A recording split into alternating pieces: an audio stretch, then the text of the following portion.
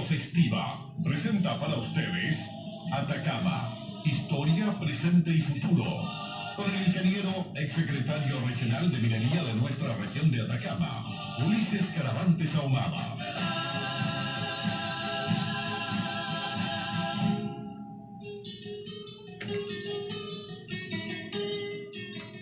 Muy buenas tardes, amigos y amigas de Radio Festiva, audiencia mayoritaria en toda la región de Atacama. Iniciamos un capítulo más de este espacio de conversación, de análisis, de información, que lleva por nombre Atacama, historia, presente y futuro. Hoy nos trasladaremos al pasado. Hablaremos de la historia de nuestra querida región de Atacama, de la ciudad de Copiapó, en el marco del aniversario número 280 que está cumpliendo nuestra capital regional de Atacama, la ciudad de Copiapó. Antes de continuar con el programa, quiero solicitar que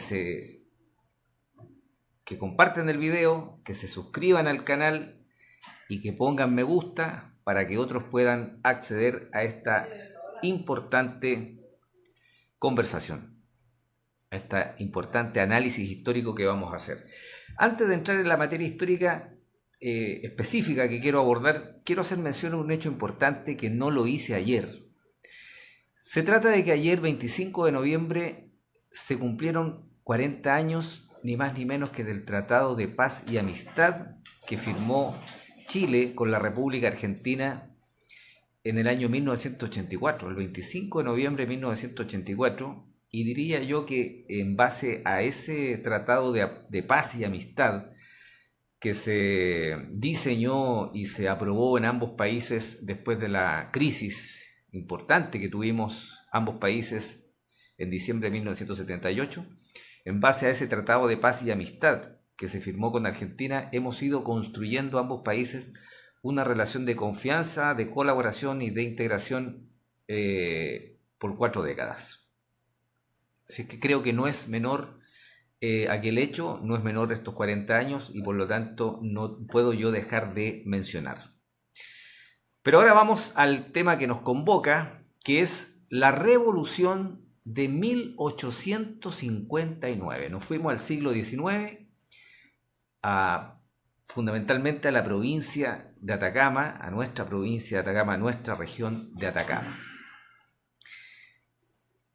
¿Cuál es la raíz? ¿Cómo surge esta revolución que estalla en Copiapó el 5 de enero de 1859 por la noche?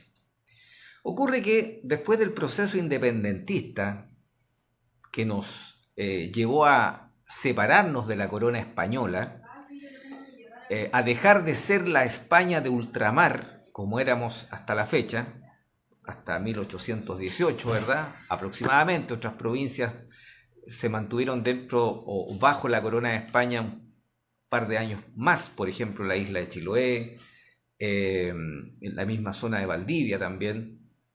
Pero en general, en 1818 podemos decir que dejamos de pertenecer a la corona española. A partir de esa fecha vino todo un proceso de organización de un embrión de república, la República de Chile, y habían solo 2 partidos ahí en pugna: los pelucones o conservadores y por otro lado los pipiolos o liberales que iban más en la línea de lo que era la Revolución Francesa. Estos también se enfrentaban a los o'higginistas. Recordemos que O'Higgins lo sacaron del poder o se le obligó a abdicar al director supremo Bernardo O'Higgins y libertador Bernardo O'Higgins, quien marchó al Perú, ¿verdad?, al exilio. Bueno, durante toda esa década del 1820 y tanto, los o'higginistas tuvieron una fuerte presencia política y estaban del lado de los pelucones o conservadores, pugnando por hacerse del poder. Hubo una batalla en la zona del Maule, que es la famosa batalla del Ircay. ocurrida el 17 de abril de 1830.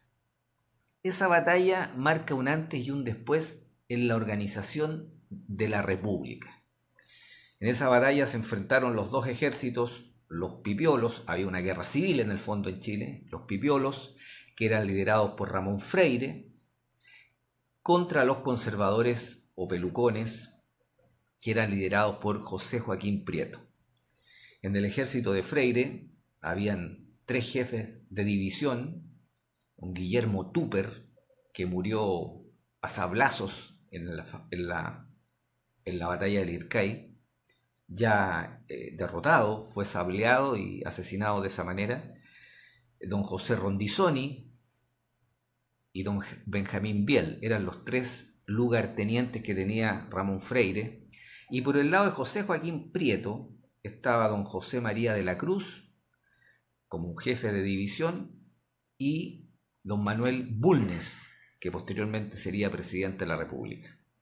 Se produce el triunfo de las fuerzas conservadoras, peluconas, y en 1831 toma el poder el triunfante del Ircay, José Joaquín Prieto. Y Prieto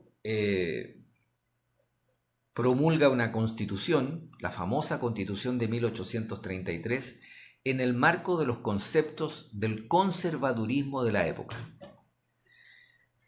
Aquella constitución, hay que tener ojo con eso, fue una constitución que tuvo la mayor duración durante la historia de la República. Las anteriores fueron muy cortas en su duración, las anteriores a 1833, y la posterior a 1833, la de 1925, porque la de 1833 duró 93 años, casi 100 años, desde 1833 a 1925, y esta de 1925 termina de tener vigencia en 1980.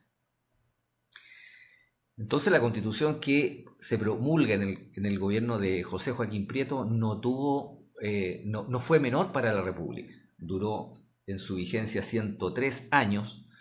Chile ganó 3 guerras con bajo el paraguas, ¿verdad?, de esta constitución de 1833. Promulgada esta constitución, las fuerzas liberales obviamente no se rindieron ante la derrota del Ircay, ante la derrota de que se promulgara esta constitución más bien de tinte conservador, y obviamente continuaron en su lucha los pipiolos o liberales contra el conservadurismo.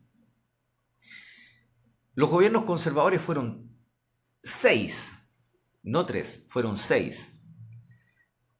2 de José Joaquín Prieto, entre 1831 y 1841, 2 de Manuel Bulnes, entre 1841 y 1851, y 2 de Manuel Montt, entre 1851 y 1861. La Constitución contemplaba 5 años de mandato a los presidentes, reelegible una vez. Por eso tenemos 2 periodos por cada presidente. ¿Qué hizo los gobiernos conservadores? Fortalecieron la educación, o buscaron fortalecer la educación dentro de todo lo precario que podía ser la República de Chile en esa época, con mucha fuerza. Nace la Universidad de Chile, las escuelas normales, escuelas de enfermería, escuelas de artes y oficios, la escuela de arte liderada por el famoso pintor Chicarelli. Llega Ignacio Domeyko a La Serena en 1838 a iniciar la enseñanza minera en Chile. Es decir, el conservadurismo impulsó el desarrollo de la ciencia, de las humanidades, de la educación en el país. La Constitución señalaba que el único credo aceptable en Chile era la religión católica, apostólica y romana. Es decir, si usted profesaba otra religión, estaba al margen de la Constitución. Por dar un ejemplo, ¿cuáles eran las restricciones que tenía esta Constitución? La Iglesia Católica era el Estado y el Estado era la Iglesia Católica. Atacama, la provincia de Atacama, que cuando empieza a gobernar Prieto no existía como tal, porque Atacama era parte de la provincia de Coquimbo, con capital en La Serena. Ya hablamos acá hace unos días que en mayo de 1832 se descubrió el famoso y mítico mineral de plata de Chañarcillo, que le empezó a dar, obviamente, otra dinámica a Atacama, a esta parte de la provincia de Coquimbo.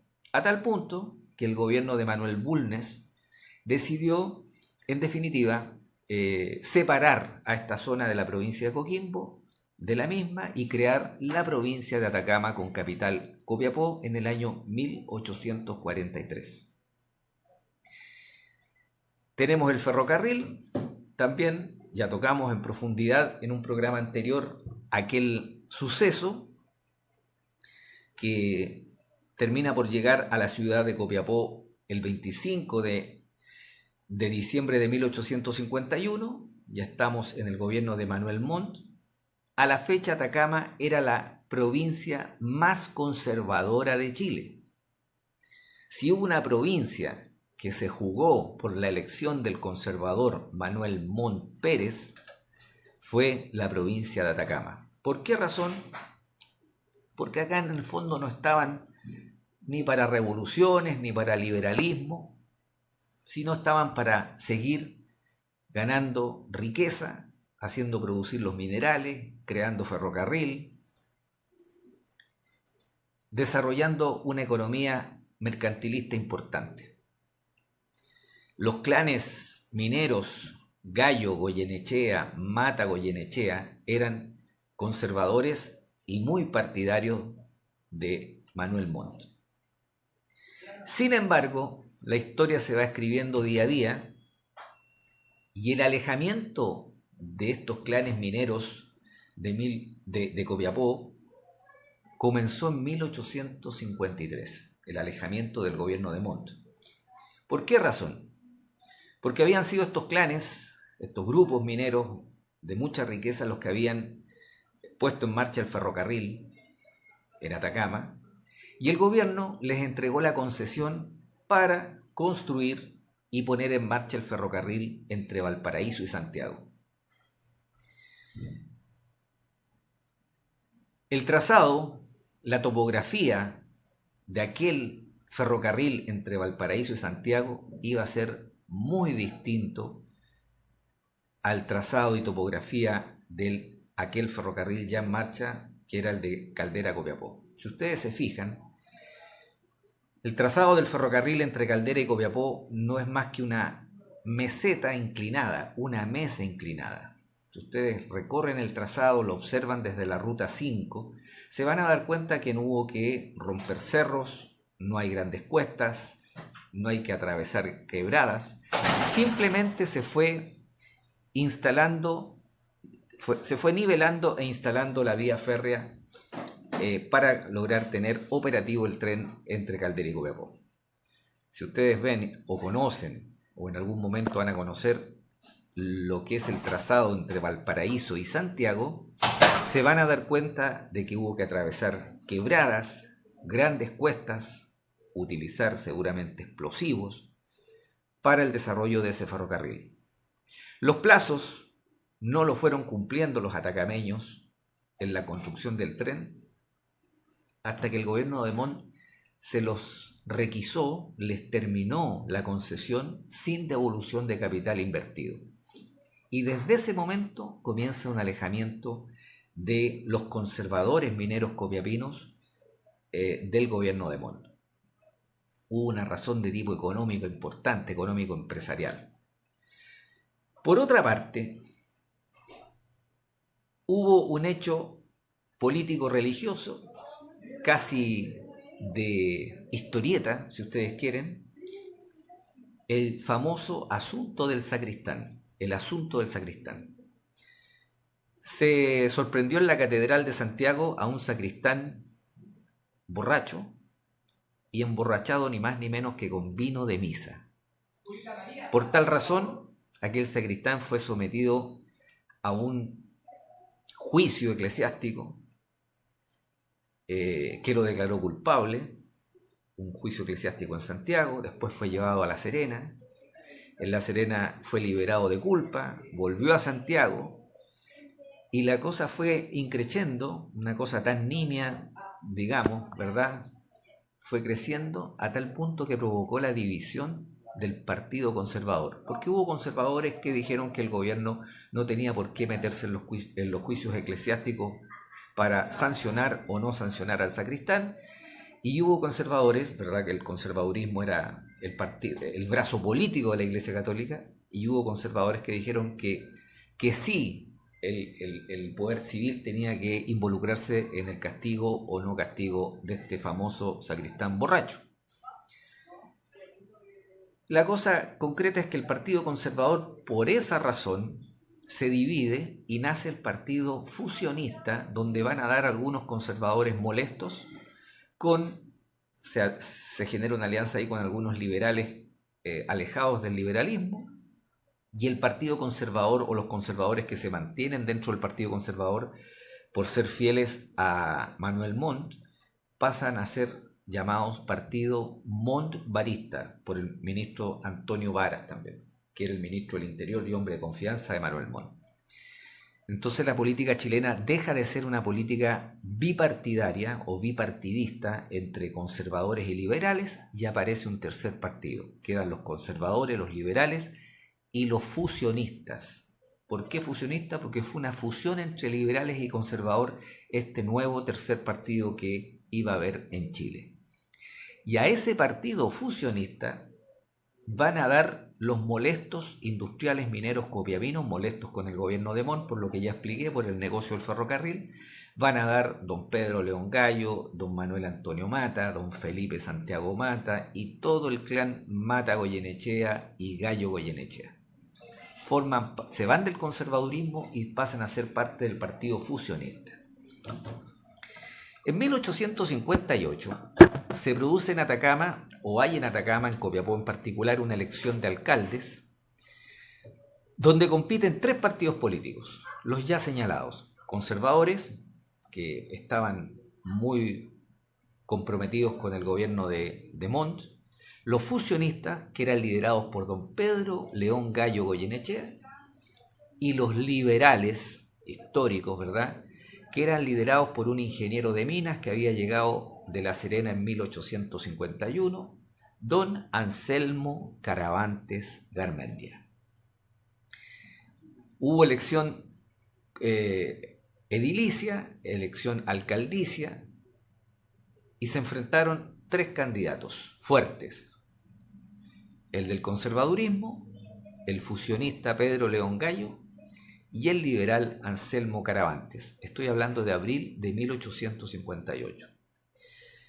Triunfó el ingeniero serenense que ya llevaba 8 años en Copiapó, don Anselmo Caravantes Garmendia, y se convierte en alcalde de la ciudad de Copiapó. Y don Pedro León Gallo Goyenechea y otros, por supuesto, queda como regidor, que es el equivalente hoy día a los concejales. Entonces quedó conformada la alcaldía tomando estos dos personajes históricos, a don Anselmo Caravantes como alcalde y don Pedro León Gallo como regidor o concejal, que sería hoy. Don Anselmo Caravantes había participado en 1851 en un motín, en diciembre de 1851, en un motín liberal. Este ingeniero de minas que creció y se formó bajo el alero de Ignacio Domeyko en La Serena. Estuvo prófugo un tiempo después de ese motín, volvió a la vida civil normal unos meses después, a partir de indultos que se suelen dar después de estas azonadas civiles, ¿verdad? Fue quien en mayo-junio de 1853 trazó y levantó los planos de la Alameda Manuel Antonio Mata. El ingeniero don Anselmo Caravantes levantó los planos y trazó la Alameda Manuel Antonio Mata en mayo-junio de 1853. Y fue involucrándose siempre en política, siendo uno de los prominentes liberales en la ciudad de Copiapó, hasta que llegó a ser alcalde de la misma, lo que es hoy día don Maglio Chicardini.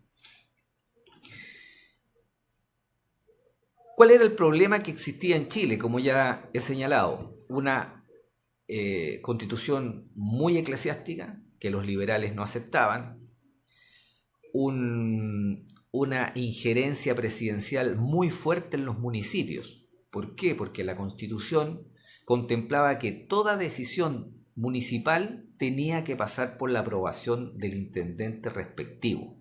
Es decir, tomaba una decisión la municipalidad de Copiapó con su alcalde y su cuerpo de regidores y necesariamente el intendente decía sí o no. Y el intendente no era ni más ni menos que el representante del presidente de la República en cada provincia. Por lo tanto, estamos diciendo que en definitiva era el presidente de la República el que decidía en los municipios de cada departamento. Y eso los liberales nunca lo aceptaron y los fusionistas que aparecieron en 1857 tampoco lo empezaron a aceptar.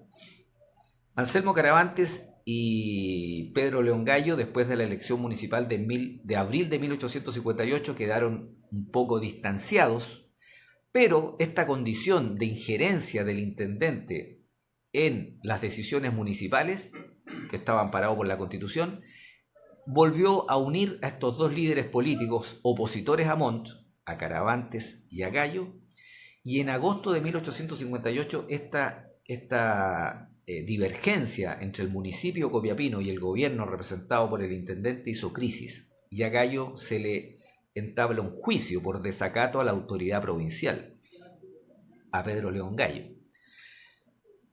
Ahora, el descontento no era solo en Atacama, el descontento era en todo Chile, y se empezó a planificar una revolución en contra del gobierno de Manuel Montt. ¿Por qué solamente estalla en Atacama? Porque los atacameños tenían una capacidad de decisión y de acción mucho más fuerte, de acuerdo a mi apreciación histórica, que el resto de los habitantes de la República. Los atacameños eran hombres acostumbrados a decidir ir a los cerros a buscar la riqueza, a decidir a cruzar grandes extensiones a lomo de caballo, con poca agua, con poco alimento. No le tenían temor, más bien estaban familiarizados con los explosivos y su estampido en las minas. Estaban acostumbrados a construir lo que llamaban ingenios, lo que no era otra cosa que las instalaciones necesarias para la extracción de los minerales en los distintos distritos mineros de Atacama. Eran personas, seres humanos de otra madera. No obstante, Santiago era el que dirigía esta revolución en ciernes a fines de 1858 y llega a fines de diciembre de ese año 1858 el santo y seña de inicio de la revolución. Quiebran en la descubridora del 1 al 15 de enero. Es decir, que entre el 1 y el 15 de enero de 1859 tenía que estallar la revolución. Tenían que poner en marcha la revolución. ¿Por qué la descubridora? Porque se asociaba, la descubridora era la mina 1, el primer punto de explotación en el mineral de plata de Chañarcillo. Entonces fue un santo y seña que los copiapinos, los atacameños, entre el 1 y el 15 de enero tenían que iniciar la revolución. Y se inició el 5. El alcalde Anselmo Caravantes fue a Caldera, estuvo el día 6 completo allá, llega en un buque don Tomás Gallo, pidiéndole o trayéndole el mensaje desde el centro del país que había que aplazar la revolución para el mes de febrero. Y Caravantes le dice, imposible porque la revolución estalló en Atacama anoche, es decir, el 5 de enero. Estalló en Copiapó, se tomó la cárcel, se tomó la casa de gobierno y el intendente José María Silva Chávez arrancó de la ciudad, al galope. No hubo posibilidad de dar un paso atrás y comenzaron su acción. Los atacameños empezaron a formar y a equipar un ejército. se puso en marcha una vieja fundición y talleres que estaban botados en lo que hoy día es la Casa de la Cultura o el Centro Cultural que está en O'Higgins con Chacabuco, el antiguo edificio municipal que está en esa esquina, cruzado a la catedral. Ahí estaba la fundición de Alejo Molina. Esa fundición la puso en marcha el ingeniero Anselmo Caravantes, que era el alcalde, ya lo he dicho. Pedro León Gallo se autoproclamó intendente y general del Ejército Constituyente del Norte. A Caravantes, al alcalde, le entregó el grado militar de coronel de ingeniero y comandante general de artillería. Y comenzaron esta aventura político-militar preparando un ejército. El gobierno obviamente movilizó fuerzas militares, desembarcaron pocos días después en Caldera una compañía del ejército regular bajo el mando del oficial teniente coronel Antonio de la Fuente, cuerpo militar que se acantonó en Monte Amargo, que fue la primera estación ferroviaria a la que llegó el tren desde Caldera. En esa misma zona, ya metido en el Valle Copiapó, se acantonó Antonio de la Fuente con sus fuerzas militares en enero de 1851, con el fin de ir a sofocar esta revolución o motín a los sublevados, como decía el gobierno de la época, el gobierno de Montt. Gallo, para evitar enfrentamientos dentro de la ciudad de Copiapó, solicitó a su jefe de Estado Mayor, don Ramón Arancibia, y al ingeniero Caravantes que eligieran un lugar para establecer un campamento fuera de la ciudad y recibir ahí a las tropas venidas desde el centro del país, a los adversarios. Y se definió instalar el campamento militar a los pies del Cerro Pichincha, como se llamaba en esa época, hoy Cerro Bramador. Los dejaba con línea férrea habilitada y los dejaba también con agua del río, agua circulando permanentemente en aquella época, para hombres y animales. Hubo una azonada, una pequeña batalla, ¿verdad? Un enfrentamiento en la zona de Piedra Colgada con el ejército venido enviado por el gobierno. El ejército se retira, Antonio de la Fuente con sus fuerzas se retiró hacia Monte Amargo y después hacia Caldera, y los revolucionarios atacameños, creyendo que iba a volver de la Fuente con refuerzos, construyeron a los pies del Cerro Pichincha, hoy Cerro Bramador, una fortaleza de 100 por 100 metros. Nunca volvió de la Fuente, muy por el contrario. Fueron embarcados en buques de la escuadra, porque el gobierno movilizó una importante escuadra naval, y volvieron hacia el sur, y no regresaron sino hasta después de un par de meses que voy a detallar en un rato más.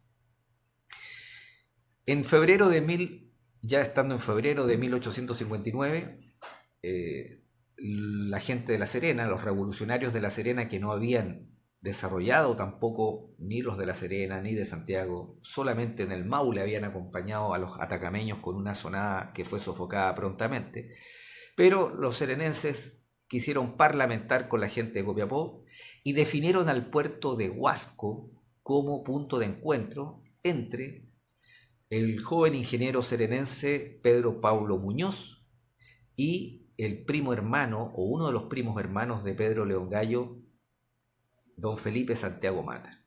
Parlamentaron en Huasco. ¿Para qué? Pues porque los serenenses querían convencer a los copiapinos, a los atacameños, de que era el momento de marchar hacia el sur, tomar La Serena y de ahí saltar hacia Santiago. Andaba perdido el vapor Antonio Varas del gobierno y le llegó la orden al comandante de la corbeta Esmeralda, José Anacleto Goñi, la orden de zarpar desde Coquimbo hacia el norte para tratar de ubicar a este vapor que no había llegado a destino, el vapor Antonio Varas. Zarpa de Coquimbo la corbeta Esmeralda, el día 7 de febrero de 1859, muy de madrugada. Cuando hablo de la corbeta Esmeralda, estoy hablando de la misma corbeta Esmeralda que 20 años después fue hundida en Iquique por el monitor Huáscar. En 1859 era un flamante y moderno buque de guerra.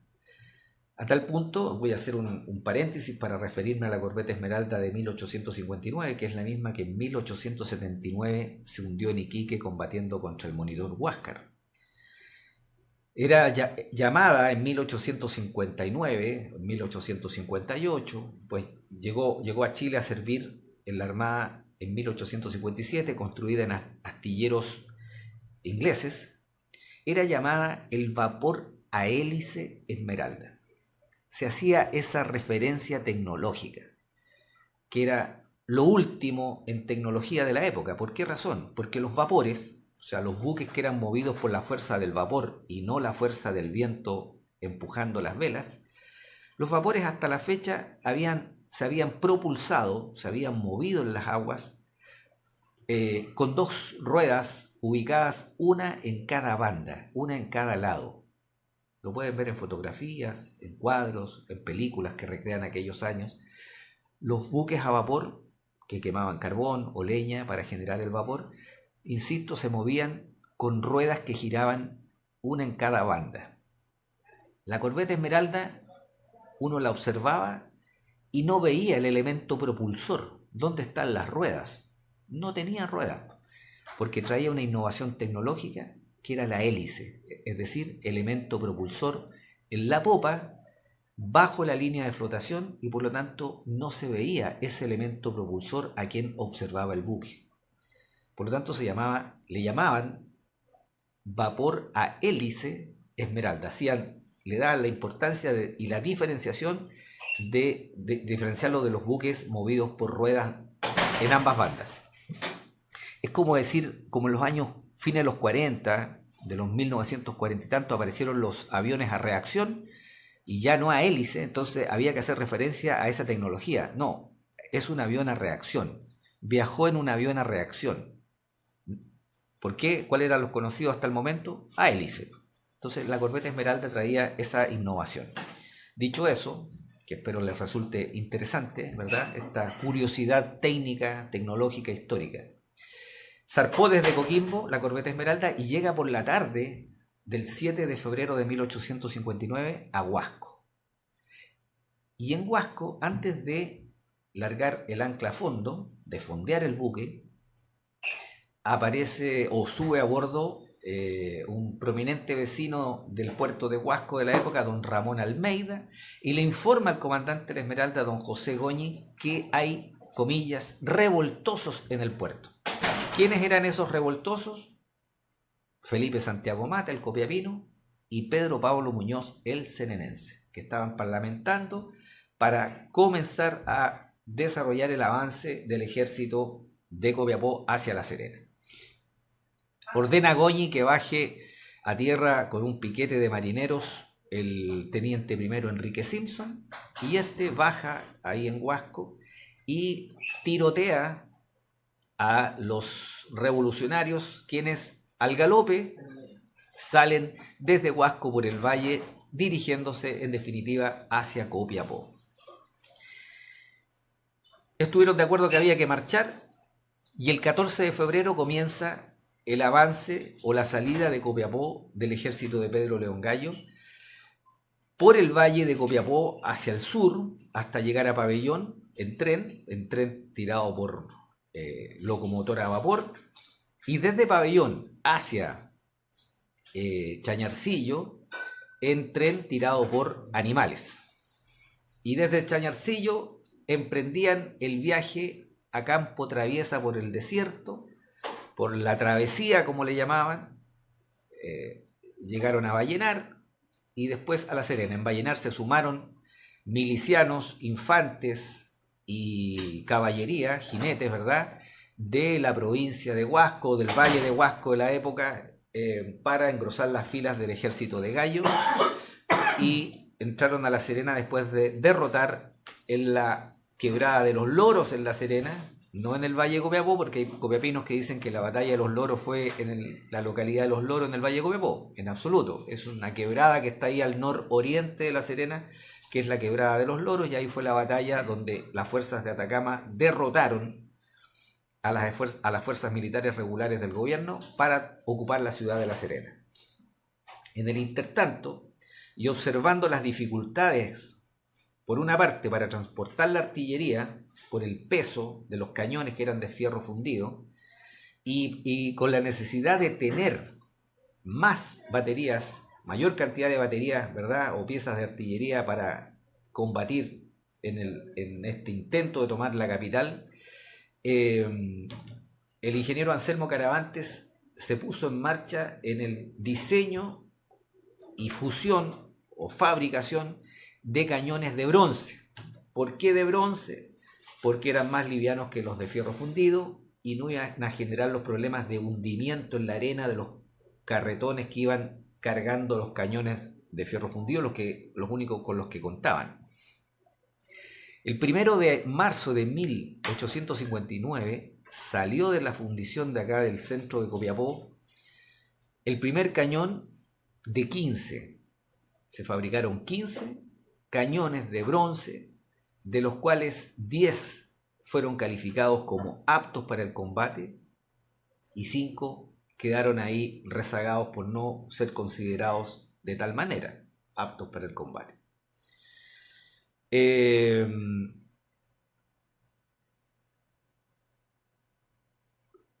gobierno planificó la invasión de la provincia de Atacama a través de la provincia de Coquimbo con las fuerzas bajo el mando del general de brigada don Juan Antonio Vidaurre Leal, quien desembarcó en el puerto de Tongoy y avanzó por tierra hasta la zona de Alto Peñuela. Se acantonaron, instalaron campamento militar a los pies del Cerro Pan de Azúcar, ahí en la zona de Altos de Peñuela, entre Coquimbo y La Serena. Estudiaron el campo de batalla que lo había definido Gallo, Pedro León Gallo, en la Quebrada de Peñuela. Gallo acantonó sus fuerzas a todo lo largo de la Quebrada de Peñuela, buscando no combatir en La Serena. Así como Pedro León Gallo definió no combatir dentro de Copiapó para no destruir la ciudad, también definió no combatir en La Serena para no destruir la ciudad. Vaya qué enseñanza nos dejó Pedro León Gallo con esa acción, con esa decisión que tomó. Se podía estar en conflicto con el gobierno de turno y no por eso se iban a destruir las ciudades del país. Buen mensaje para esta época, ¿o no? Gallo instaló sus fuerzas militares en la ribera norte de la Quebrada de Peñuela y Juan Antonio Vidaurre dijo: voy a atacar por el flanco izquierdo de las fuerzas de Gallo para en una maniobra envolvente desde los faldeos del Cerro Grande atacarlo por la retaguardia. De esa manera voy a impedir que Gallo se retroceda con su fuerza a la ciudad de La Serena y terminar combatiendo dentro de la ciudad, lo cual generaría obviamente la destrucción de la ciudad. Es decir, Vidaurre también buscó que la batalla se definiera a campo traviesa y no dentro de la ciudad de La Serena. Fue el 29 de abril de 1859 aquella famosa batalla de Quebrada de Peñuela y Cerro Grande, donde las fuerzas del gobierno, bajo el mando de Vidaurre, derrotaron a las fuerzas del norte de Pedro León Gallo, teniendo que arrancar y su oficialidad hacia la República Argentina, hacia la provincia de San Juan, por el paso de Aguas Negras. El resto de la tropa tuvo que emprender el retorno de los derrotados hacia Atacama, hacia Vallenar, hacia Copiapó. Hubo un intento de resucitar la revolución por quien había sido un teniente desconocido del ejército de Gallo, José Sierra, pero este fue finalmente derrotado por el teniente coronel José Antonio Villagrán en una conato de batalla que se llevó a cabo en la ciudad de Copiapó el 12 de mayo de 1859. Villagrán no ingresó inmediatamente a la ciudad, sino que fue tiroteando a las fuerzas de sierra que se le iban oponiendo en su avance, avanzando Villagrán con sus fuerzas de infantes y jinetes por lo que hoy día es la avenida Copayapo. Por esa periferia de la ciudad de Copiapó de la época fue avanzando esta fuerza regular hasta que entró directamente al sector de la plaza. No tengo detalles si por la calle Colipí actual o por la calle Chacabuco, pero entró directamente para hacerse de la plaza de armas de Copiapó. Tomó prisioneros, avanzó también por el valle para sofocar conatos de resistencia hacia el interior del valle, Villagrán, y con eso terminó la revolución constituyente de 1859. Amigos y amigas, espero haber sido entretenido con esto. Tengo acá este libro que se llama Desde los valles transversales a los canales australes, donde detallo con mucha claridad estos sucesos, historia que los atacameños, los copiapinos, tienen que conocer. Los tiempos de la radio tienen su límite.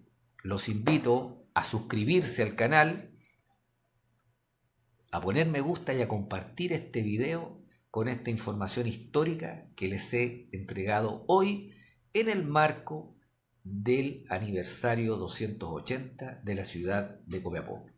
Reciban un cordial saludo. Les ha hablado Ulises Caravantes Ahumada. Nos volvemos a encontrar mañana.